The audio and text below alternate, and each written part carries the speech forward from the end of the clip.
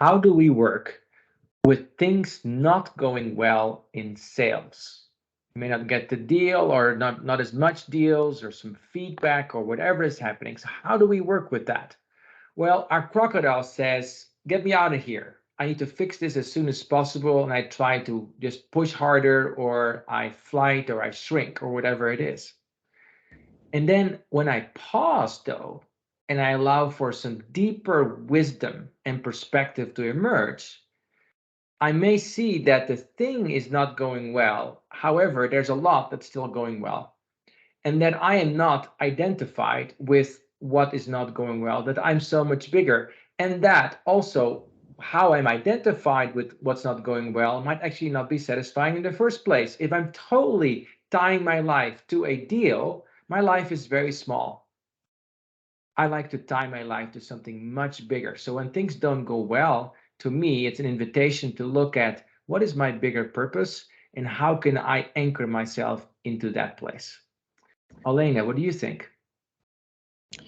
Well, when things don't go well in sales, I think the first thing you should do is stop, basically pause, right? Take a break, distance yourself a little bit from a situation so you could look at it from a bird kind of view. And when you pause and reflect, well, one thing is to not to beat upon yourself too much, and maybe look creatively at the situation, what kind of things you might have missed, you didn't notice, you didn't try, um, but also be grounded in your self-worth.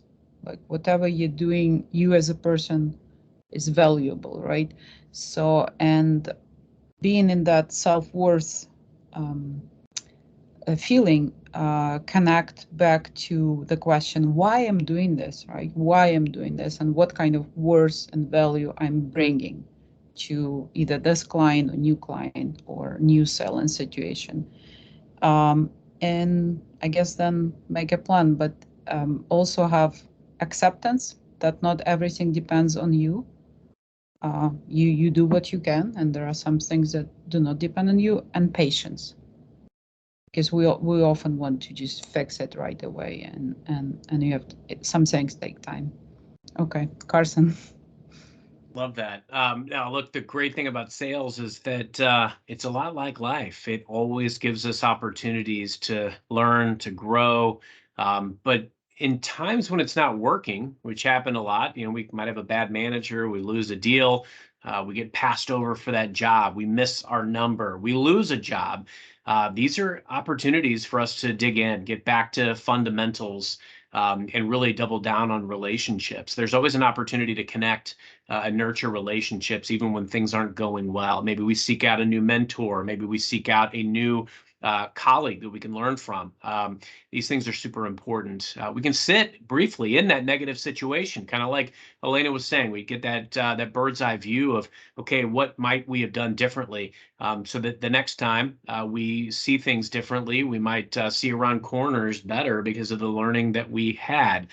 Figure out, why did I lose this deal, or lose this job, or get passed over for this promotion? How can I use that knowledge and be better the next time? There's the beauty of sales is there is always a next time, one way or another, and we show up better because we have learned and we've grown from those experiences. So always seek to find that way to better yourself from feedback, from those experiences.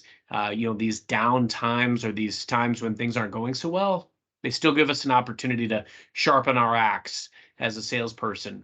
We can learn, we can find new people to gravitate toward, and we can do it differently next time.